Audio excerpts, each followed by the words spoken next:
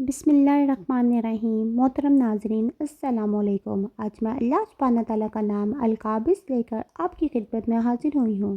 القابض، تنگ کرنے والا۔ القابض کا لفظ قبض سے نکلا ہے۔ قبض کے معنی ہوتے ہیں واپس لے لینا یا پھر تنگ کر دینا۔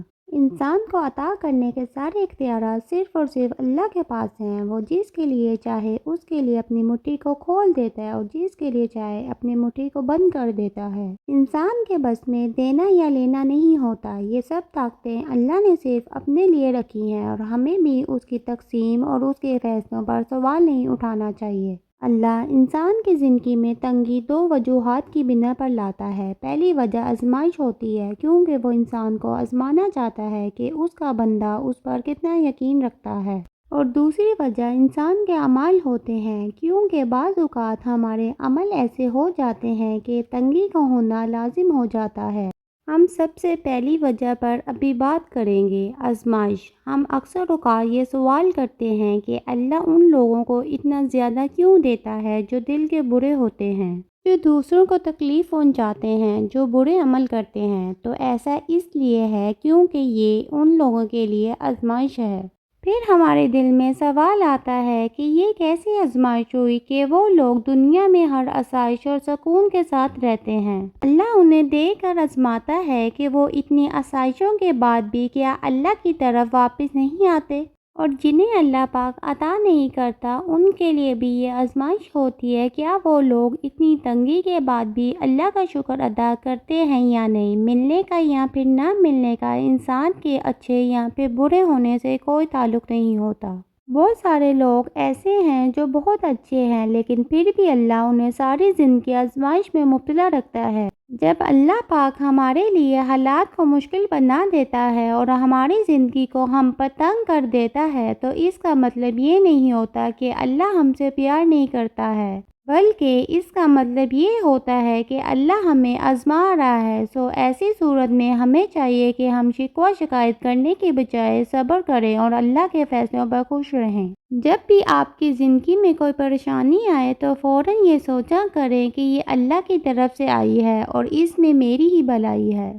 جب اللہ ہم پر کسی بھی قسم کی تنگی لاتا ہے، پھر وہ تنگی مال کی تنگی ہو یا پھر اولاد کی تنگی ہو یا پھر کاروبار کی تنگی ہو، خواہ کوئی بھی قسم کی بھی تنگی ہو، اس میں ہماری ہی بہتری ہوتی ہے۔ ہم نہیں جانتے کہ ہماری چھوٹی چھوٹی تکلیفیں ہمیں کتنے بڑے حادثے سے بچا لیتی ہیں۔ ہاں، وقتی طور پہ دکھ ضرور ہوتا ہے، لیکن جب انسان یہ سوچ لیتا ہے کہ ملنا بھی اللہ کی طرف سے ہے اور واپس لے جانا بھی اللہ کی طرف سے ہے، پھر دکھ نہیں ہوتا۔ زندگی میں اتار چڑھاؤ تو آتے رہتے ہیں، کبھی زیادہ مل جاتا ہے، کبھی تھوڑا مل جاتا ہے اور کبھی تو کچھ بھی نہیں ملتا۔ جب اللہ آپ کو وہ نہیں دیتا جو آپ چاہتے ہیں تو اللہ نے آپ کے لیے اس سے بھی کوئی بہت بڑی شے تیار کر رکھی ہوتی ہے۔ آپ اپنی طاقتوں اور اپنی عقل کے مطابق منصوبے بناتے ہیں، جبکہ اللہ اپنے علم اور اپنی طاقت کے مطابق منصوبے بناتا ہے۔ اور یاد رکھیں کہ اللہ سے زیادہ علم والا، اللہ سے زیادہ طاقت والا اس پوری کائنات میں کوئی نہیں ہے۔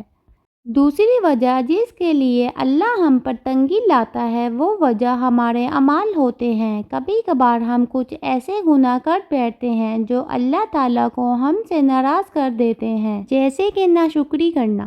ہم جب زیادہ سے زیادہ کی تلاش میں پڑ جاتے ہیں تو ہم ان چیزوں کا نظر انداز کرنے لگتے ہیں جو اللہ نے ہمیں پہلے سے ہی دے رکھی ہوتی ہیں، صرف اس لیے کیونکہ وہ ہماری نظر میں کم ہوتی ہیں۔ ناشکری ہمیشہ زبان سے بول کر نہیں کی جاتی۔ ناشکری اسے بھی کہتے ہیں جب انسان اس شے کی طرف بھی نہیں دیکھتا جو اس کے سامنے ہوتی ہے۔ نعمتیں ملنا بڑا آسان ہوتا ہے لیکن ان نعمتوں کو سنبھال کے رکھنا بہت مشکل۔ جو لوگ شکر نہیں کرتے ان کی زندگی سے برکتیں اٹھا لی جاتی ہیں، اور جب اللہ کسی کی زندگی سے برکتیں اٹھا لیتا ہے تو وہ انسان ادھورا ہو جاتا ہے۔ پھر اسے لگتا ہے جیسے حاصل ہو کر بھی سب کچھ لا حاصل ہے۔ جو ایک دانے پر خوش نہیں ہوتا وہ 100 دانوں کے مل جانے پر بھی مطمئن نہیں ہوتا۔ اس لیے ہمیں چاہیے کہ ہم ہمیشہ شکر اور توبہ کرتے رہیں۔ شکر اس لیے تاکہ جو پاس ہے وہ ہمیشہ پاس رہے، اور توبہ اس لیے تاکہ جو پاس نہیں آ پا رہا وہ پاس آ جائے۔ تنگی کا آزمائش بن کر آنا یا پھر ہمارے گناہوں کی سزا بن کر آنا، یہ سب اللہ کے فیصلے ہیں اور ہمیں ان دونوں حالات میں عاجز بن کر رہنا چاہیے۔ اللہ کے اس نام سے ایک اور بات بھی ہم نے سیکھنی ہے، وہ یہ ہے کہ اللہ صرف تنگی کرنے والا نہیں ہے بلکہ اللہ واپس بلا لینے والا بھی ہے، یعنی اللہ ہی زندگی دینے والا ہے اور اللہ ہی موت دینے والا بھی ہے۔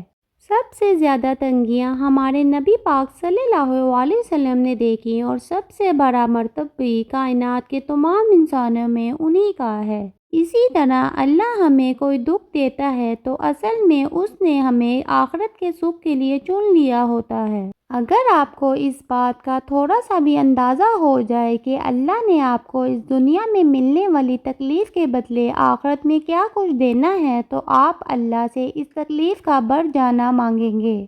قیامت والے دن ہمارا چھوٹے سے چھوٹا آنسو بھی ہمارے لیے شفاعت کا باعث ہوگا۔ ہو سکتا ہے اس دنیا میں ہم نے جو محرومی کاٹی ہو اسی محرومی کی وجہ سے آخرت میں ہمیں جنت مل جائے۔ ہم نہیں جانتے کہ ہماری آزمائش کا کون سا راستہ ہمیں اللہ تک لے جائے۔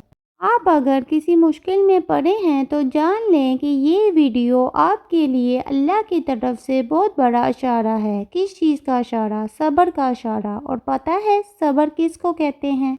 زبان سی دینے کو صبر کہتے ہیں۔ ہم سب صبر کرتے ہوئے جو سب سے بڑی غلطی کرتے ہیں وہ یہی ہے کہ ہم زبان کو قابو میں نہیں رکھ پاتے۔ بہت سارے ایسے لوگ ہیں جو اپنی بات شروع ہی ایسے کرتے ہیں کہ میں نے دعا مانگی لیکن کوئی بھی دعا قبول نہیں ہوئی۔ ہماری زبان کیوں نہیں کامتی یہ الفاظ بولنے سے پہلے؟ کتنی بڑی ناشکری ہے یہ۔ اللہ ہمیں کتنا کچھ عطا کرتا ہے، اللہ ہمیں قدم قدم پہ سنبھالتا ہے، اللہ دن رات ہمارا خیال رکھتا ہے اور پھر بھی ہم ایک لا حاصل چیز کے لیے اس کی ساری عطاؤں کو مٹی میں ملا دیتے ہیں جیسے اس نے ہمارے لیے کبھی کچھ کیا ہی نہ ہو۔ ہم کیا کرتے ہیں اللہ کے لیے ایسا جو ہمیں لگتا ہے کہ ہم نے تو سب کچھ اچھا کیا لیکن اللہ نے پھر بھی ہمارے ساتھ برا کیا۔ ہماری کوئی ایک خوبی ایسی، ہماری کوئی ایک نیکی ایسی، جو لوگ خوشحالی پر خوش نہیں ہوتے ان پر ہمیشہ تنگی رہتی ہے۔ اور پتہ ہے سب سے بدترین تنگی کس کو کہتے ہیں؟ سب سے بدترین تنگی دل کا تنگ ہو جانا ہے۔ مال کی تنگی، جان کی تنگی، اولاد کی تنگی، یہ تمام تنگیاں دل کی تنگی کے آگے کچھ بھی نہیں ہیں۔ جب انسان اللہ کا شکر کرنا چھوڑ دیتا ہے تو سب سے پہلے اس انسان کا دل تنگ ہونا شروع ہوتا ہے، پھر وہ اللہ کی نافرمانی کرتا ہے، بات بات پر نصیب کو اور اللہ کے فیصلوں کو کوسنے لگتا ہے، اللہ سے لمبے لمبے شکوے اور شکایتیں کرنا لگتا ہے، لوگوں کے پاس جا جا کر یہ کہنے لگتا ہے کہ میں نے فلاں چیز کے لیے دعا کی اور اللہ نے میری دعا نہیں سنی۔ اور یہی انسان کے زوال کا وقت ہوتا ہے۔ جس لمحے میں آپ نے ناشکری کا ایک لفظ بول دیا اسی لمحے میں آپ کی دعا ضائع ہو جاتی ہے۔ جب آپ کا دل دکھی ہوتا ہے تو دکھ اللہ کو سنا لیا کرے لیکن ہر در پر جا کر اللہ کا گلہ لوگوں کو مت بتایا کریں۔ جہاں وہ ہمیں اتنا کچھ دے رہا ہے وہاں کیا ہم ایک چیز پر سمجھوتا نہیں کر سکتے؟ اسے ہم سے زیادہ پتہ ہے کہ ہمارے لیے کیا اچھا ہے اور کیا نہیں۔ اللہ نے خوشیاں اور غم دونوں ساتھ ساتھ بنائے ہیں۔ ایسا نہیں ہو سکتا کہ دکھ کے ساتھ خوشیاں نہ آئیں۔ زندگی کبھی بھی پرفیکٹ نہیں ہوتی۔ ایسا ہو ہی نہیں سکتا کہ خوشیوں کے ساتھ غم نہ ہو یا غم کے ساتھ خوشیاں نہ ہوں۔ یہ دنیا ایک ٹیسٹ ہے۔ آپ یہاں پر تصور نہیں کر سکتے کہ اگر میں نیکیاں کرتا رہوں گا یا اللہ کے دین پر چلتا رہوں گا تو میری زندگی میں کبھی بھی کوئی طوفان نہیں آئے گا۔ طوفان ہمیشہ آنے ہیں لیکن جب آپ اللہ کے دین پر چلتے ہیں تو ان طوفانوں سے لڑنا آسان ہوتا ہے۔ جیسے ہم نے آج اللہ کا نام القابض پڑھا ہے تو زندگی میں جب بھی کسی بھی حوالے سے ہم پر تنگی ہوگی تو ہمارے ذہن میں فوراً یہ نام آئے گا اور ہم فوراً سے یہ سوچ لیں گے کہ یہ اللہ کی طرف سے ہے اور اس کے پیچھے اللہ کی بہت بڑی مصلحت ہے۔ بس اتنا سا سوچ لینے سے ہی ہمارے اندر ہر مشکل سے لڑنے کی ہمت آ جائے گی۔ اس لیے کبھی بھی اللہ کی دیری سے مایوس نہیں ہونا چاہیے۔ وہ دیتا ہے، ہمیشہ دیتا ہے۔ وہ پہلے دیکھتا ہے کہ کیا ہمیں اس چیز سے کوئی نقصان تو نہیں ہوگا جو ہم مانگ رہے ہیں۔ پھر وہ یہ دیکھتا ہے کہ اس چیز کو کس راستے سے ہم تک ایسے لے کر آئے کہ وہ چیز بھی محفوظ رہے اور ہم بھی محفوظ رہیں۔